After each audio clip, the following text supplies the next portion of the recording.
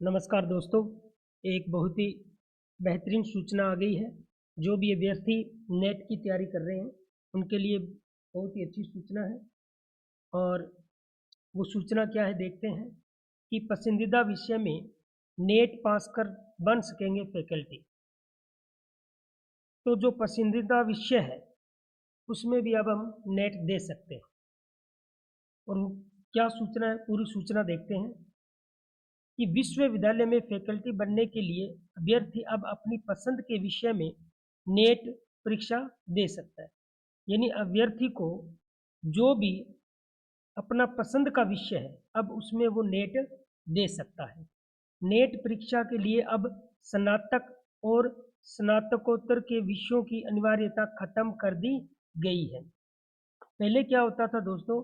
पहले ये होता था कि जिन भी अभ्यर्थियों को, यानी जो भी अभ्यर्थी नेट करना चाहते थे, तो जिस विषय में वो नेट करना चाहते थे, वो विषय में स्नातक और एमए, स्नातकोत्तर होता है एमए, यानी बीए, बीए और एमए में वो विषय होना जरूरी था। लेकिन अब ये बहुत ही अच्छी सुविधा दे दी है अभ्यर्थियों के लिए कि यदि किसी भी अभ्यर्थी के पास बीए और एमए में वो विषय है या नहीं है, यदि किसी बच्चे को, मान लो जैसे किसी अभ्यर्थी को पॉलिटिकल सब्जेक्ट अच्छा लगता है। अब पॉलिटिकल सब्जेक्ट अच्छा लगता है, लेकिन वो सब्जेक्ट न तो उसके पास बीए में है और न ही वो सब्जेक्ट उसके पास एमए में है। तो पहले क्या होता था कि यदि वो सब्जेक्ट बीए और एमए में उसके पास नहीं है, तो वो उसमें नेट नहीं कर सकता था।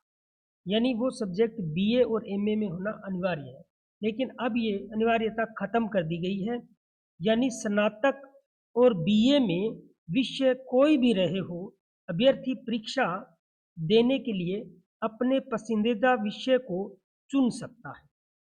तो अब चाहे वो विषय, जिस विषय में अभ्यर्थी नेट क्लियर करना चाहता है, वो जो सब्जेक्ट है वो उसके पास बीए और एमए में होना अनिवार्य नहीं है। ये अनिवार्यता क्या कर दी गई है? अब खत्म कर दी गई है। अब अभ्यर्थी किसी भी विषय में नेट क्लियर कर सकता है दोस्तों। बहुत ही अच्छी अपडेट दी है ये।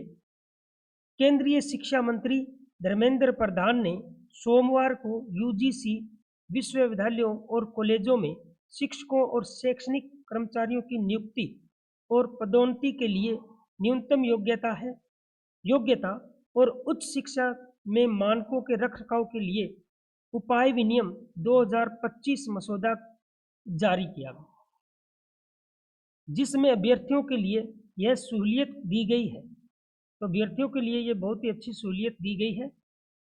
प्रधान ने यूजीसी के लिए नए सभागार पुष्पगिरी का भी उद्घाटन किया। इस अवसर पर सुनील कुमार बरनवाल, अतिरिक्त सचिव शिक्षा मंत्रालय, प्रोफेसर एम जगदीश कुमार, अध्यक्ष आदि मौजूद थे। प्रधान ने कहा, ये मसौदा उच्च शिक्षा के हर पहलू में सुधार, नवाचार, समावेशिता, लचीलापन और गतिशीलता लाएंगे।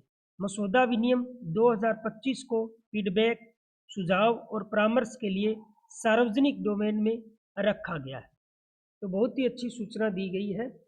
अब जो भी विद्यार्थी, जिनके पास, यानी जो विद्यार्थी जिस सब्जेक्ट में नेट देना चाहता था, यदि उसके पास वो सब्जेक्ट बीए या एमए में है या नहीं है, ये अनिवार्यता अब खत्म कर दी गई है।